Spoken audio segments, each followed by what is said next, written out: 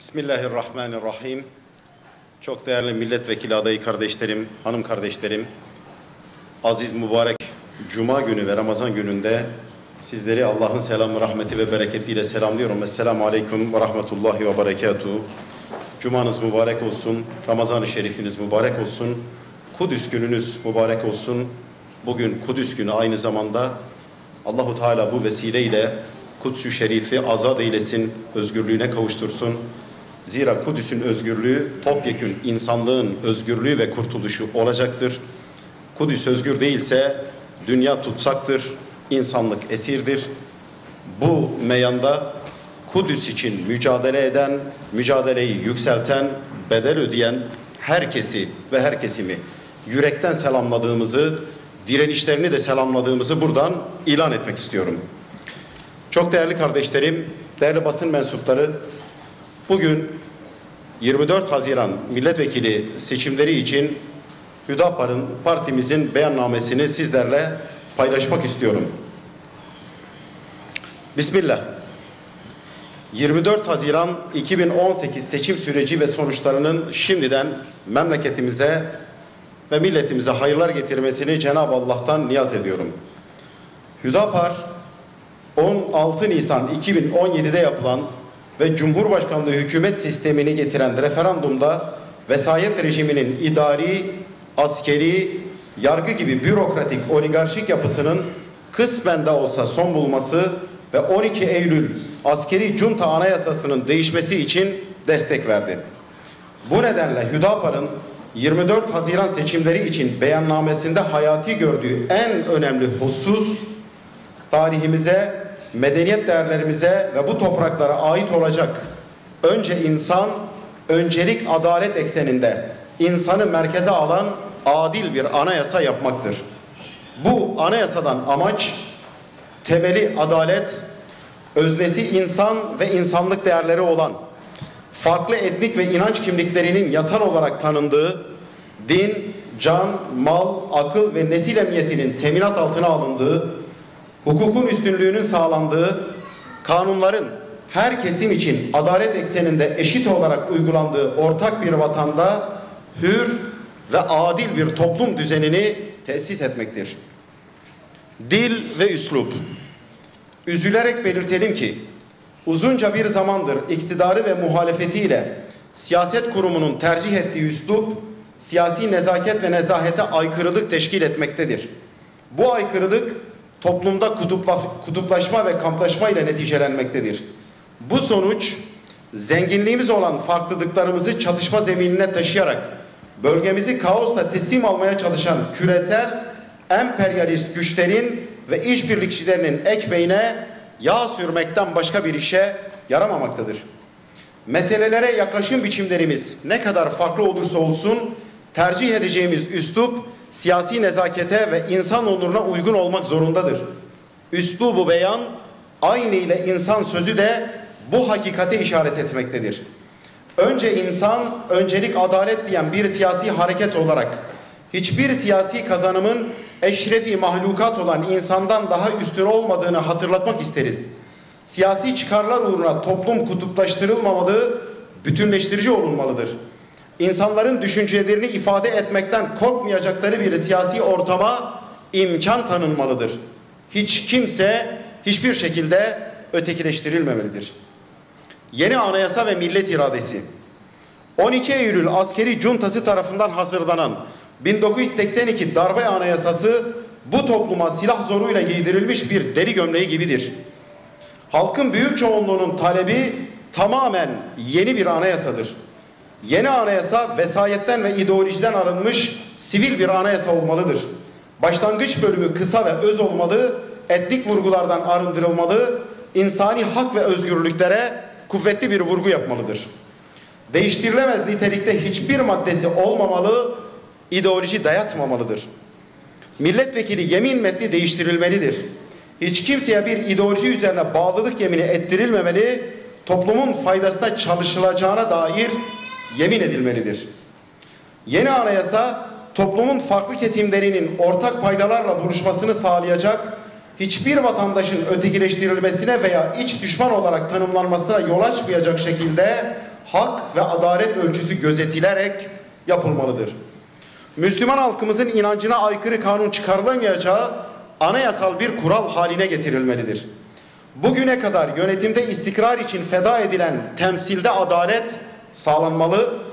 Cumhurbaşkanlığı hükümet sisteminde artık hiçbir makul ve meşru gerekçesi kalmayan seçim barajı ortadan kaldırılmalıdır. Bedelli askerlik gibi geçici ve zengin fakir ayrımı yapan ve kapsayıcı olmayan çözümler yerine profesyonel ordu oluşturularak askerlik hizmeti zorunlu olmaktan çıkarılmalıdır. Denk bütçe anayasal bir zorunluluk haline getirilmeli, gelirlerden fazla harcama yapılamayacağı anayasal hükme bağlanmalıdır.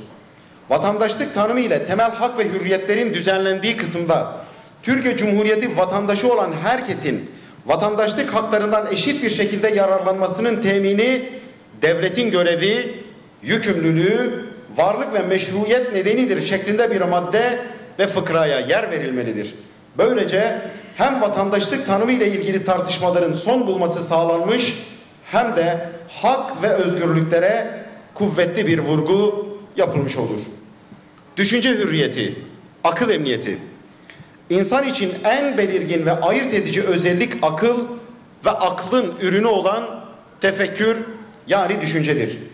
İnsanlar akli melekeleriyle diğer varlıklardan ayrılırlar. Düşünce hürriyeti aynı zamanda düşüncesini toplumla paylaşma yani ifade hürriyetini ve belli bir düşünce etrafında örgütlenme hakkını da kapsar. Aklın kendi işlevini yerine getirebilmesi için düşünce özgürlüğünün olması gerekir. Ortak akla ulaşabilmenin bir yolu da fertlerin toplumsal meselelere eğilmeleri, problemlere çözüm bulmak için düşünmeleri ve fikirlerini toplumla paylaşmalarıdır. Toplumsal ilerleme fikir üreten insanların varlığıyla mümkündür. Düşüncenin önünü tıkamak insanlığa yapılacak en büyük haksızlık ve insan fıtratına yönelik en büyük zulümdür. Hakaret, iftira, şiddete başvurma, ırkçılık, ayrımcılık, toplumun kutsal değerlerini aşağılama ve insan fıtratına aykırı fiillerin savunulması düşünce özgürlüğü olarak değerlendirilemez ve himaye edilemez. Bunun yanında akıl emniyetinin sağlanması için insan aklını geçici bir süreyle de olsa dumura uğratan, tatil eden alkol gibi maddelerle mücadele edilmeli, uyuşturucu ve uyarıcı maddelere ilişkin yasaklar titizlikle uygulanmalı, insanları farkına varmadan etkileyen, ahlaksızlığı tabii bir şeymiş gibi gösteren yayın ve çalışmalar önlenmelidir. İnanç ve ibadet hürriyeti. İnsan fıtratına ve yaratılışa aykırı sapık inançlar dışında herkes kendi dininde ve dininin gerektiği ibadetleri yapmakta serbest olmalıdır. Bu hürriyet anayasa ve yasalarla garanti altına alınmalıdır. Din ve vicdan hürriyeti aynı zamanda inançlarının gereklerini ferdi veya toplu olarak yerine getirme ve bu amaçta kendisi gibi inananlarla bir araya gelerek toplanma ve örgütlenme hürriyetini de kapsar. Son dönemlerde özellikle FETÖ gerekçe gösterilerek bütün cemaatlerin aynı torbaya konulması bir felakete işaret etmektedir. Daha önceki süreçlerde de ifade ettiğimiz gibi FETÖ bir cemaat değildir, bir casusluk şebekesidir. Zira Türkiye'de kurulmuş ve daha önce de kurulmuş bulunan hiçbir cemaatin elinde savaş uçakları, tank ya da top yoktur. Bu anlayışın devletin hafızasına egemen kılınmak istemesi bir felakettir. Bunun önüne mutlaka geçilmesi gerekmektedir. Kişinin inandığı dine göre yaşama, dinini kendisince muteber gördüğü kişilerden öğrenme, çocuklarına kendi dininin eğitimini verme ve inancına aykırı bir fiile zorlanmama hakkı da bu kapsamdadır. Buna bağlı olarak tüm devlet dairelerinde vatandaşların özel alan, kamusal alan ayrımı yapılmadan inançlarının gerektirdiği gibi tesettüre uygun giyinmesi anayasal teminat altına alınmalıdır. Devlet inancın gereğini yaşamanın önündeki her türlü engeli ortadan kaldırmak zorundadır. Devletin kendisi dahi vatandaşın inancına müdahale edemez. Dine ve dindarlara yönelik zorlama ve baskı olmamalıdır. Devlet vatandaşının hangi dine nasıl inanacağını, neye inanıp neye inanmayacağını belirleyemez. İnancını yaşamasına asla müdahale edemez. Kimden gelirse gelsin her türlü baskı ve müdahaleyi önlemelidir. Etnik ve dini azınlıklar, ırkçılığın ve ayrımcılığın önlenmesi. Hukuk karşısında herkes eşittir. Kanun önünde hiçbir kişi veya kesimin başka bir kişi veya kesimlere üstünlüğü kabul edilemez. Kamu hizmetlerinin verilmesinde ayrımcılık yapılamaz. Devlet, vatandaşlar arasında etnik köken, din, mezhep, dil ve benzeri sebeplerden dolayı ayrımcılık yapamaz. İdari, hukuki veya iktisadi alanda ayrımcılık, caydırıcı cezai müeyyidelere bağlanmalıdır. Azınlıkların inançları anayasal güvence altına alınmalıdır. Kürt meselesi. Etki alanı itibariyle bugün yerellik ve bölgeselliği de aşarak uluslararası bir boyut kazanan bu meselenin çözümsüz kalması ülkemiz, bölgemiz ve topyekün bir İslam alemin aleyhinedir. Aziz İslam'ın medeniyet tasavvurunu sabote etmek, yeraltı yerüstü zenginlik kaynaklarımızı sömürmek ve Siyonist işgal rejiminin güvenliğini sağlamak için her yolu mübah gören emperyalist devletler Kürt halkının mazlumiyet ve mağduriyeti üzerinden sinsi hesaplar yapmaktadırlar. ABD'nin başını çektiği bu şer koalisyonunun bölgemizi fiilen işgal eden bir işgalci olduğu ve buradaki hiçbir etnik yapı ile inanç grubuna dost olmadığı aşikardır. Hem hak ve adaletin gereğinin yerine getirmek hem de emperyalizmin bu meseleyi daha fazla istismar etmesinin önüne geçmek için daha önce kamuoyuyla paylaştığımız şu çağrıyı bu vesileyle bir kez daha sizlerle paylaşmak, yinelemek istiyorum.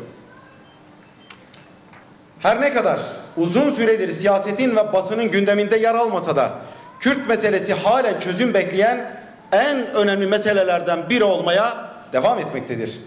Şu anda memleketin gündemde olan birçok diğer meselenin de bu meseleyle doğrudan veya dolaylı olarak ilgisi vardır. Meselenin çözümü diğer sorunlarımızın çözümüne de katkı sunacaktır. Kürtler, Türklerin Anadolu'ya gelişinden binlerce yıl öncesinden bu topraklarda toplu olarak yaşamaktaydı.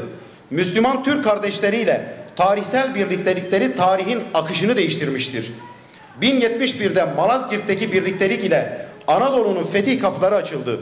1514'teki beraberlik ile ki Yavuz Sultan Selim'le Mevlana İdrisi Bitlisi arasında hak, adalet, hakkaniyet ve o dönemin cari hukuk sistemi olan İslam şeriatı üzerine bir anlaşma bina edilmişti. 1514'teki beraberlik ile diğer İslam kavimlerinin önemli bir kısmının birlikteliğine giden yol açıldı. 1915'teki birliktelik ile Çanakkale Boğazı ve Anadolu'nun kapıları batılı emperyalistlere kapatıldı.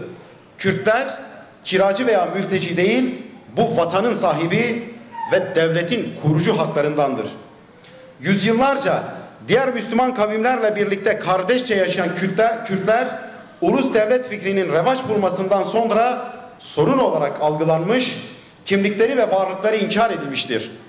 Daha sonra varlıkları kabul edilip meseleye çözüm arayışları olmuşsa da sorun doğru isimlendirilmediği için doğru reçeteler uygulanamamış, doğru usuller kullanılmadığı için çözülemeyen sorun derinleşerek uluslararası bir nitelik kazanmış ve bu nedenle çözümü gittikçe daha karmaşık ve zor hale gelmiştir. Başarısız denemeler sonucunda yöntemin ve yaklaşımın düzeltilmesi gerekirken sorunun varlığı yeniden inkar edilmeye veya yapılması gereken her şeyin yapıldığı ve sorunun çözüme kavuştuğu iddia edilmeye başlanmıştır. Mesele bitmemiştir, devam ediyor. Sorun bizimdir, hepimizindir ve mutlaka çözüme kavuşturulmalıdır.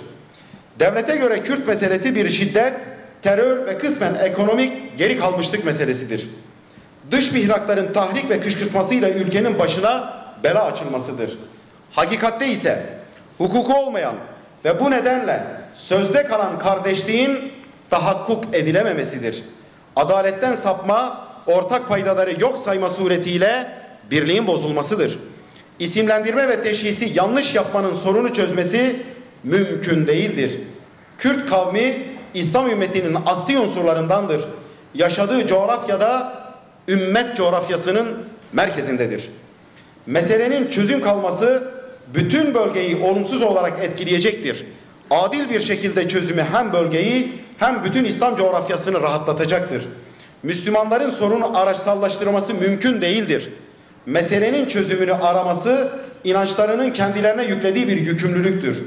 Kürtlerin yaşadığı Türkiye, İran, Irak ve Suriye devletleri sorunu birbirlerinin aleyhine kullanma hesapları yapmamalı bu meselenin çözümü için bilakis birbirlerine yardımcı olmalıdırlar. Çözümün tam zamanıdır.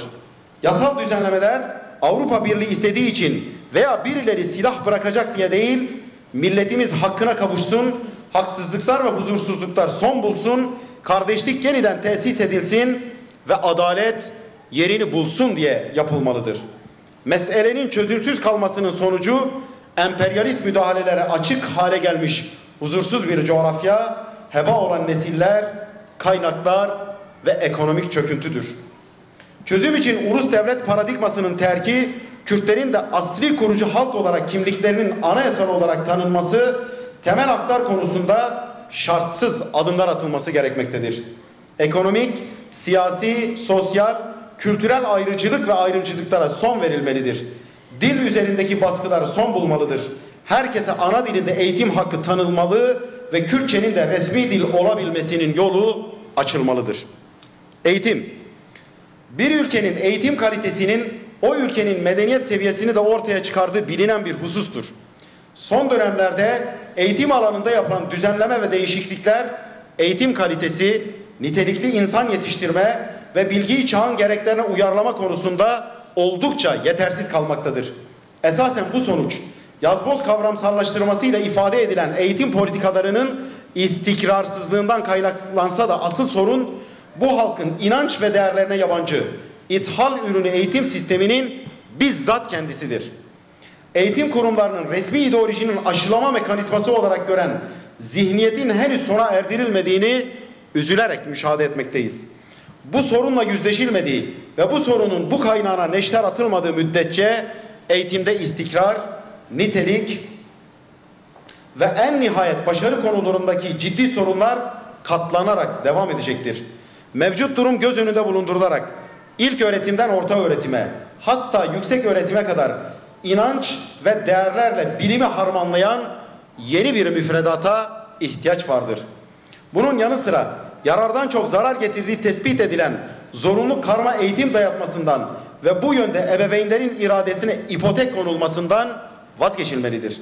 Ayrıca eğitimde tek dil zorunluluğu da ortadan kaldırılarak başta Kürtçe ve Arapça olmak üzere devlet tarafından verilmeli, yeterli talep gelmesi halinde vatandaşların konuştuğu diğer farklı dillerde de eğitim yapılabilmesinin önü mutlaka açılmalıdır.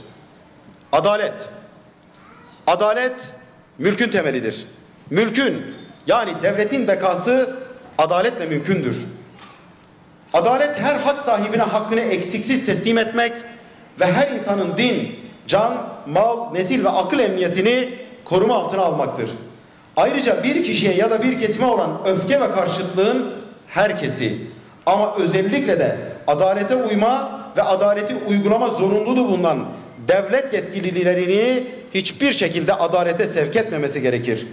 Kurunun yanında yaşın yanmasına asla imkan tanınmamalıdır. Üzülerek belirtelim ki gelinen aşamada toplumda adalete olan inanç ciddi anlamda sarsılmıştır. Yargının siyasallaşması, adamına göre muamele, uzun tutukluluk süreleriyle 28 Şubat zulmü ve FETÖ yargısının kurbanlarının hala cezaevlerinde tutuluyor olması adalet mekanizmasının el-an içine düştüğü durumu özetlemektedir. Adalet ve yargı sistemi hak, hukuk ve hakkaniyet esaslı olarak yeniden yapılandırılmalı, yargı kurumlarının ideolojik ve siyasal etkilerden tamamen arındırılmasına çalışılmalı, halkına düşman gözüyle bakan devlet hafızası acilen temizlenmeli ve bu hafıza esas alınarak yargılanıp mahkum edilen cezaevlerindeki yüzlerce insan bir an önce özgürlüğüne kavuşturulmalıdır.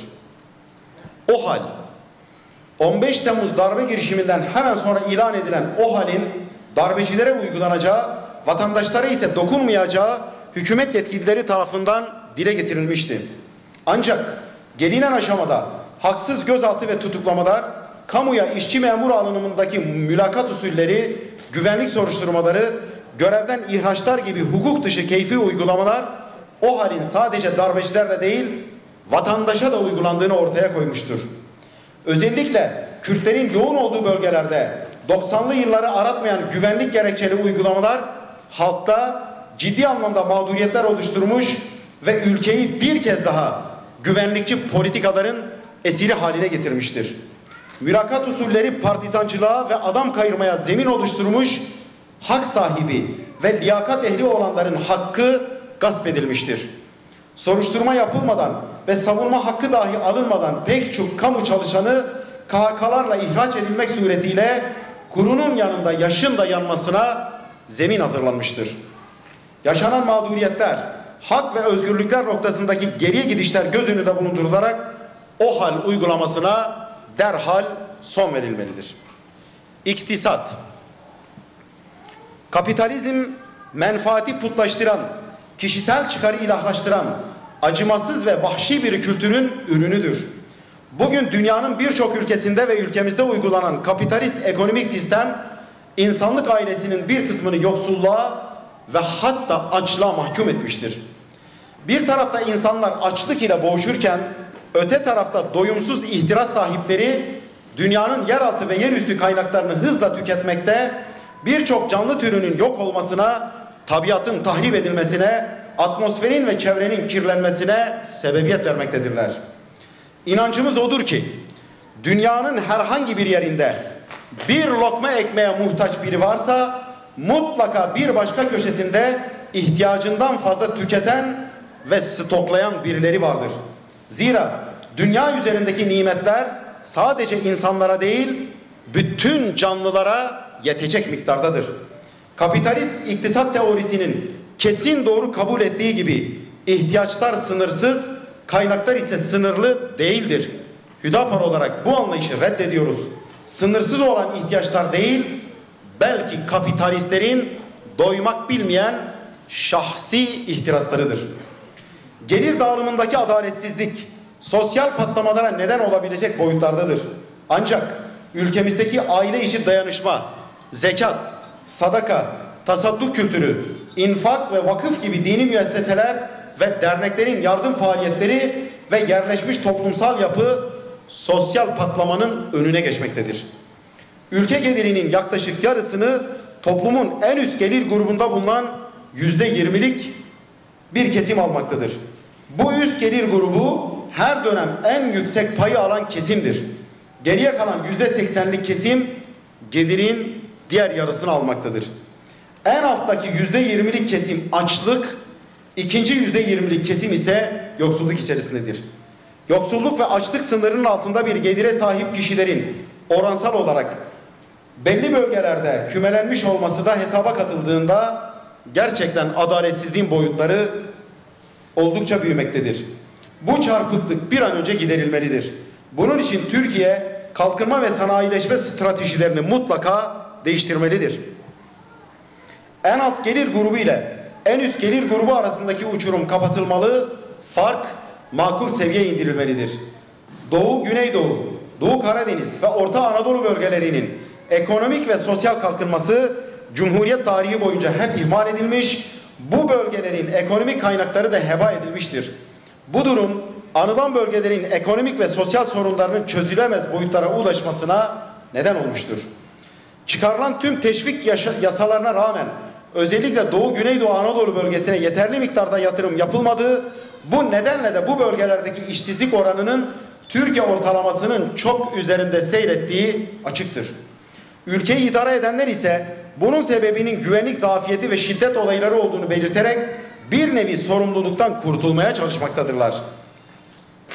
Sermayenin ürkek olduğu, yeterli güvenliğin olmadığı, riskli ve istikrarsız bölgelerden kaçtığı doğrudur. Ancak güvenlik ve istikrarı sağlamakla görevli olanların güvenlik zafiyetini kendi kusurları olarak görmeleri gerekirken, aksine bir başka kusurları olan işsizlik ve geri kalmıştan mazeret olarak göstermeleri laf cambazlığından başka bir anlam taşımamaktadır. Devlet, özel sektörün girmediği bölgelerde ve alanlarda bizzat yatırımlar gerçekleştirerek vatandaşlarına iş imkanı sağlamak durumundadır. Bu bölgeler geniş tarım ve hayvancılık imkanlarına sahiptir. Petrol sadece ve sadece bu bölgelerden çıkarılmaktadır. Doğu ve Güneydoğu Anadolu bölgeleri geniş bir sınır ticareti potansiyeline sahip olduğu halde bu potansiyelden yeteri kadar istifade edilmesinin önü kapatılmıştır. Irak, İran ve Suriye sınır bölgelerinde serbest ticaret bölgeleri kurulmalı, sınır ticaretinin artırılması için yeni sınır kapıları açılarak Kıbrıs ve Gürcistan'a olduğu gibi bu komşu ülkelere de pasaportsuz geçişe imkan tanınmalıdır. Suni gündemlerle komşu ülkelerle yaşanan gerginliklerin faturası millete kesilmektedir. Özellikle sınır ticaretiyle geçinen kesimler ile kamyoncu esnafının sorunları derhal çözülmeli, zararı en çok da vatandaşlara dokunan içi boş, hamasi söylem ve pratiklerle oluşturulan bu anlamsız çıkmazdan kurtulmanın bir an önce yoluna bakılmalıdır. Merkezinde insanlık olmayan, refahı topluma yayma amacından uzaklaşmış, sadece ülke ekonomisini büyütmeye kilitlenmiş bir iktisat anlayışını reddediyoruz. Fert başına gayri safi milli hasıla bugünkü miktarın 100 misline çıksa dahi toplumun açları ve fakirlerinin sayısında azalma olmuyorsa bu ekonomik büyümenin aç ve yoksullar açısından hiçbir anlamı yoktur. Önemli olan gelir dağılımındaki adaletsizliği ortadan kaldırmak ve refahı tabana yaymaktır. Aksi halde ekonomik refah düzeyi artan kesimlerin yoksulların haklarını, yeraltı ve yerüstü kaynaklarındaki hisselerini gasp etmiş olmalarına seyirci kalınmış olur. Merkezinde insan olan, insanın refahını arttırmayı hedefleyen, vicdanları ve adalet duygusunu incitmeyecek bir iktisat politikası uygulanmalıdır. İktisat politikasının temel amacı insan ise ekonomik büyümenin hedefi de istihdamı arttırmak ve işsizliği mümkün olan en alt seviyeye indirmek olmalıdır. Bu nedenle meslek edindirme kursları yaygınlaştırılmalı, özellikle vasıfsız işçilerin meslek ve sanat sahibi olmaları sağlanmalıdır. Ülke gerek sanayi, gerekse tarım ürünleri açısından dışa bağımlılıktan kurtulmalıdır. Faize dayalı ekonomik sistem tamamen terk edilmeli, ortadan kaldırılmalıdır. Gerek kamu, gerek bankacılık ve gerekse de bireyler arası borçlarda faiz temelli anlayış olmamalıdır. Vergi adaleti.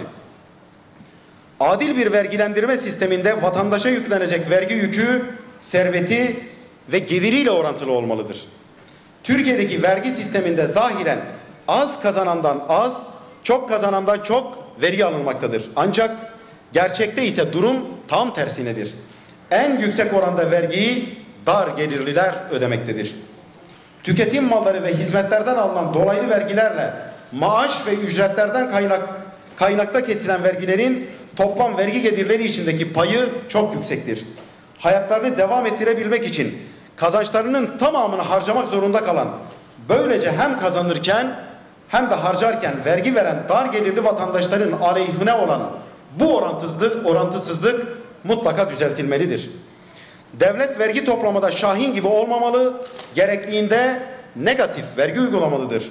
Her evden en az bir sigortalı çalışan olmalı, dar gelirlilere ucuz ve vergisiz elektrik, doğalgaz ve su verilmelidir. Devlet hayatın zaruretlerini belirlemeli ve bu zaruretlerin temininde maddi geliri ve ekonomik durumu düşük vatandaşlarına destek olmalıdır. Devlet zorunlu ihtiyaçlar konusunda vatandaşlarını kar kapısı olarak görmemeli ve vergilerle bu zaruretleri ulaşılamaz kılmamalıdır. Evi olmayanların yatırım veya ticari amaç olmaksızın oturmak için aldıkları meskenden vergi alınmamalıdır. Devlet asgari ücretlerinden vergi almamalı, asgari ücretin tamamı vergiden muaf tutulmalıdır. Asgari ücret yükseltilerek altın fiyatına endeksli olarak sabitlenmelidir. Temel ihtiyaç maddeleri de vergiden arındırılmalıdır.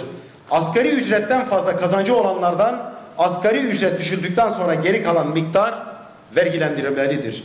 Haberleşme ve kültür harcamalarındaki vergi oranları makul bir seviyeye indirilmelidir. Vergi mevzuatı yeniden düzenlenerek basitleştirilmeli, vergi oranları düşürülerek tabana yayılmalıdır. İsraf, rüşvet ve yolsuzlukla mücadele. Devletin itibarı vatandaşın refahındadır. İsraf ve lükse düşkünlük ise iktisadi bir hastalıktır. Nimetlerin zevaline sebeptir ve mutlaka önlenmelidir. Özellikle kamu kaynaklarının israfı endişe verici boyuttadır. Kamu kaynaklarının israf edilmesinin nedenlerinin başında yolsuzluk gelmektedir. Yolsuzluğun sebepleri pek çoktur. Ancak en başta geleni ahlak ve maneviyat yoksunluğudur. Yaygın toplumsal hastalıklarımızdan olan yolsuzluk ve rüşvete son verilmesini sağlamak üzere etkin denetimler gerçekleştirilmeli, kamu harcamalarında şeffaflık sağlanmalıdır. ihale mevzuatında gerekli düzenlemeler mutlaka yapılmalıdır. Yolsuzluk ve rüşvetle mücadelenin etkin yollarından biri de kamu görevlilerinin maaşlarını başka bir gelir kaynağına ihtiyaç duymayacakları seviyeye çıkarmaktır. Sağlık ve sağlıklı beslenme. Sağlık hizmetleri devletin temel görevlerindendir. Vatandaşlar bu hizmete kolay ve ücretsiz ulaşabilmelidir. Özellikle yıllarca ihmal edilmiş ve mahrum bırakılmış bölgelere ağırlık verilmeli ve bu bölgelerin sağlık hizmetleri konusundaki eksiklikleri ivedilikle giderilmelidir.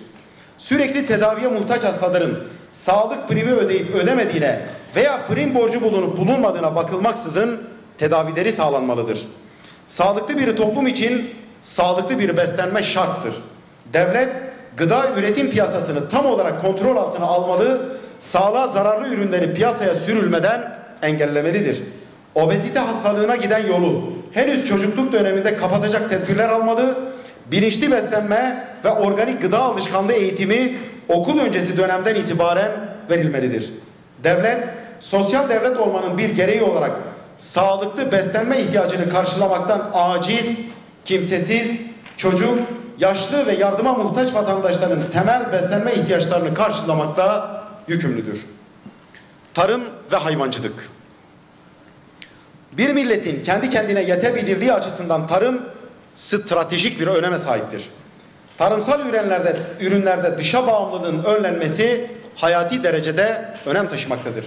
Bu nedenle çiftçiler birer hazine gibi kıymetli görülerek korunmalıdır. Yarım kalmış sulama tesisleri süratle tamamlanmalı, sulanabilir tarım arazilerinin miktarı artırılmalı ve toprak bir an önce su ile buluşturulmalıdır. Tarıma dayalı sanayi teşvik edilmeli, üretimin artırılması için çiftçi sembolik ve göstermelik olarak değil, gereği gibi desteklenmeli, kullandığı mazottan vergi alınmamalıdır. Tarım ve hayvancılık konusunda yanlış politikalar uygulanmıştır. Bu nedenle coğrafya ve iklim şartları itibariyle kendi nüfusumuzun ihtiyaç duyduğu miktardan çok daha fazlası üretilip ihraç edilebilirken temel gıda ürünleri bile artık ithal edilir duruma gelmiştir.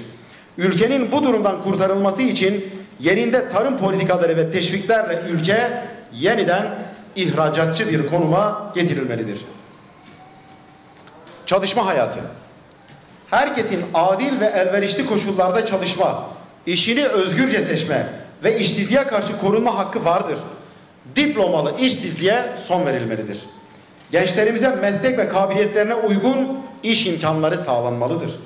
Herkesin dinlenme, meslek seçme, sendika kurma veya dilediği sendikaya üye olma, herhangi bir ayrım gözetilmeksizin eşit iş için eşit ücret isteme, kendisi ve ailesi için insan onuruna yaraşır bir yaşam sağlayacak düzeyde adil ve hakkaniyetli bir ücrete hakkı vardır.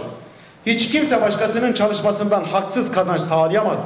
İşçilerin sigortasız çalıştırılmaları engellenmelidir.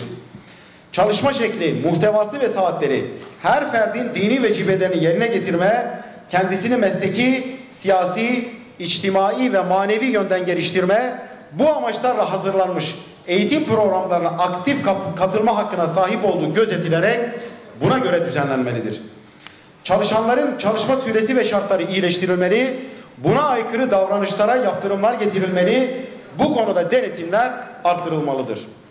İşverenlerin sermayenin gücünü kullanarak emekçiye zulmetmelerine, emekçilerin de meşru bir neden yokken topluluk gücünü kullanarak sermayeye zarar vermesine engel olunmalıdır. Mevsimlik işçilere sosyal güvence verilmeli, iş koşulları iyileştirilmelidir. İşçi ölümlerini önleyici ciddi ve caydırıcı tedbirler alınmalıdır. Evlenme ve aile kurma hakkı, nesil emniyeti. Evlenme çağına gelen her erkek ve kadın evlenme ve aile kurma hakkına sahiptir. Aile toplumun nüvesi, devamının garantisidir. Sağlıklı bir toplum ancak ve ancak sağlıklı ailelerle mümkündür. Bu nedenle aile kurumunun kurulması ve aile kurmanın teşvik edilmesi devletin asli vazifelerindendir. Evlenme çağına geldiği ve evlenmek istediği halde maddi imkansızlıklar nedeniyle evlenemeyen vatandaşlar için fon ayrılmalıdır. Zinanın toplumumuzun kahir ekseriyeti tarafından haram ve büyük bir ahlaksızlık olarak kabul edildiği, toplumu ifsad ederek ahlakını bozduğu, neslin karışmasına sebebiyet verdiği, huzur ve barış ortamını bozduğu kesin bir gerçektir. Seküler anlayışın dayatmalarının sonucu suç olmaktan çıkarılmış zina yeniden suç olarak tanımlanmalıdır. Aile huzurunu bozan, evliliğin temellerini dinamitleyen her türlü gayri ahlaki müessese ortadan kaldırılmalıdır.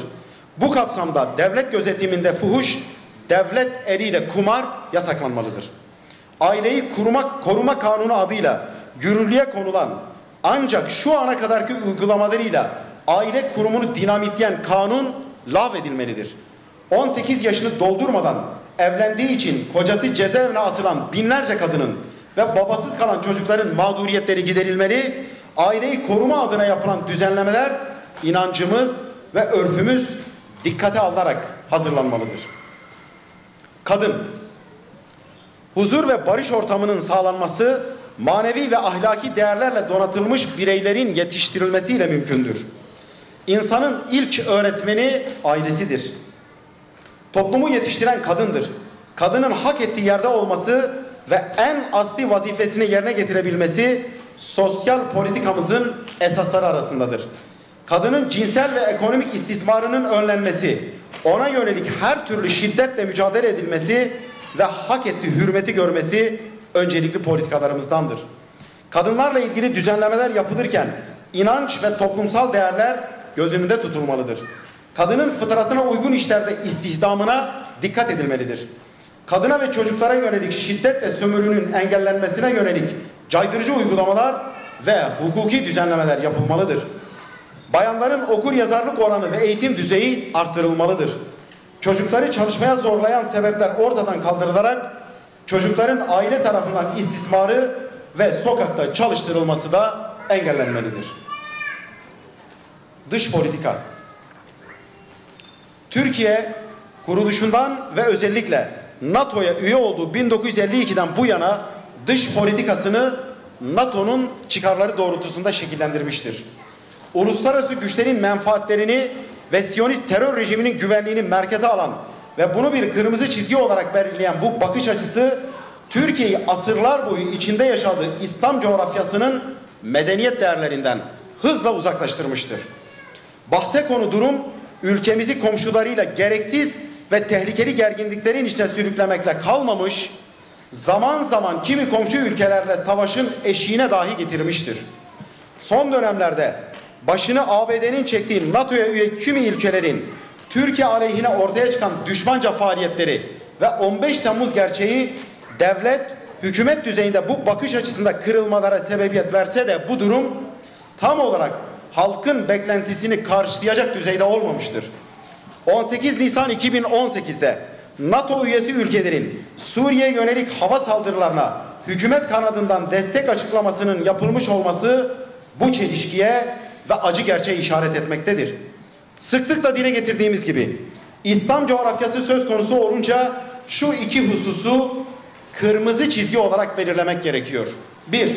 Sorun ne olursa olsun çözümünde silaha ve şiddete başvurmamak. 2. Sorunlarımızı kendi aramızda iç dinamiklerimizle çözmek ve hiçbir şekilde emperyalizme havale etmemek. Ümmet coğrafyasında ve medeniyet tasavvurumuzda kapanmaz yaralar açan Suriye meselesi başta olmak üzere dış politikaya bu anlayışın mutlaka hakim kılınması gerekmektedir. Bu meyanda Suriye meselesinin çözümü için bölge devletleri tarafından siyasi çözüm merkeze alınarak askeri çözüm seçeneği tamamen devre dışı bırakılmalıdır. Ayrıca Suriye'de bütün etnik unsurlar ve inanç grupları dikkate alınarak adalet temelinde bir siyasi idari sistemin inşasına çalışılmalıdır. Yemen'de devam eden iç savaşın açlık ve salgın hastalıklara yol açtığı, durumun vahametinin her geçen gün arttığı göz önünde bulundurularak Türkiye sorunun çözümü için aktif rol üstlenmeli ve savaşın sona erdirilmesi için bütün imkanlarını seferber etmelidir. Açlık ve salgın hastalıkların sona erdirilmesi için birkaç milyar dolara ihtiyaç olduğu halde bunu sağlamayan Yemen'in sınır komşusu Suud Krallığı'nın ümmetin yüz milyarlarca servetini ABD'ye peşkeş çekmesi de en az Yemen'deki iç savaş kadar can yakıcıdır.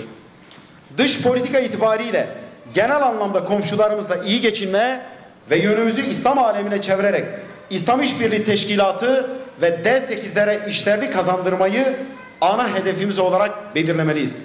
Hükümet Avrupa Birliği'ne üyelik başvurumuzu rafa kaldırarak NATO üyeliğimizi gözden geçirmeyi ve acilen bir İslam Ülkeleri Bakanlığı'nı kurmayı programına almalıdır.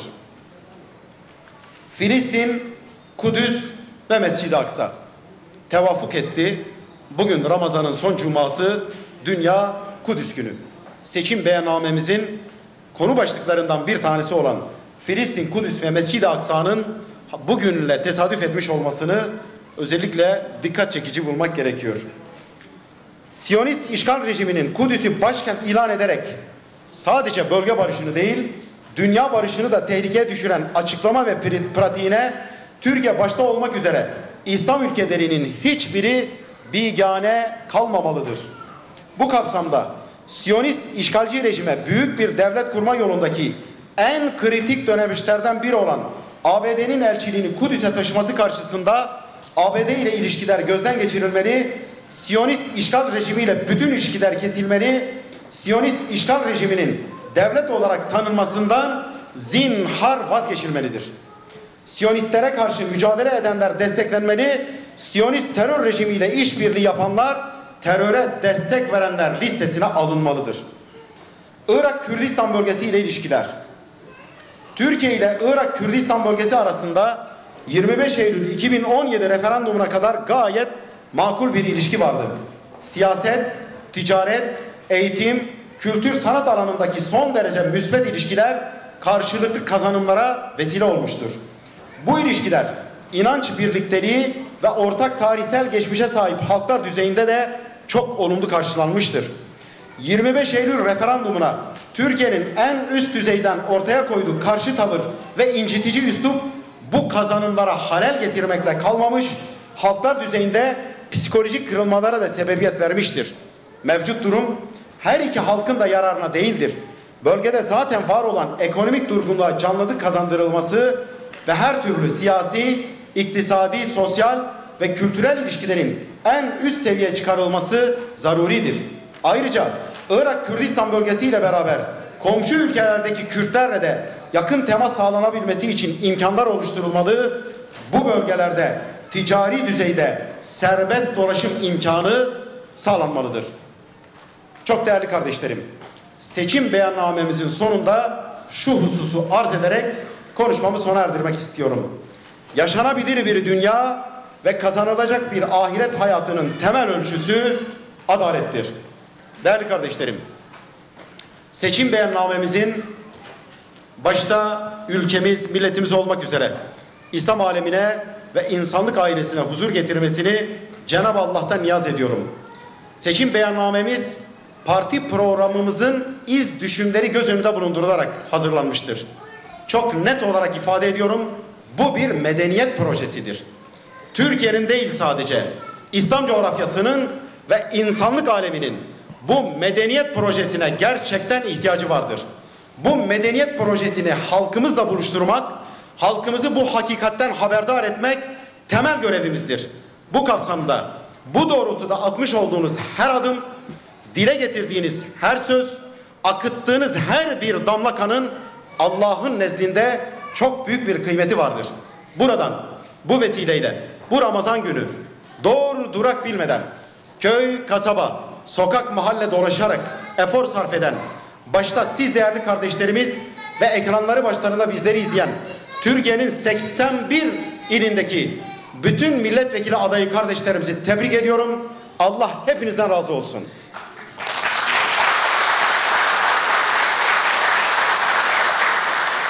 Şunu da söyleyeyim, bir müjde olarak bir önceki genel başkanımız Sayın Zekeriya Yapıcıoğlu, güneşin doğmasının vakti gelmişse hiçbir güç onu engelleyemez demişti.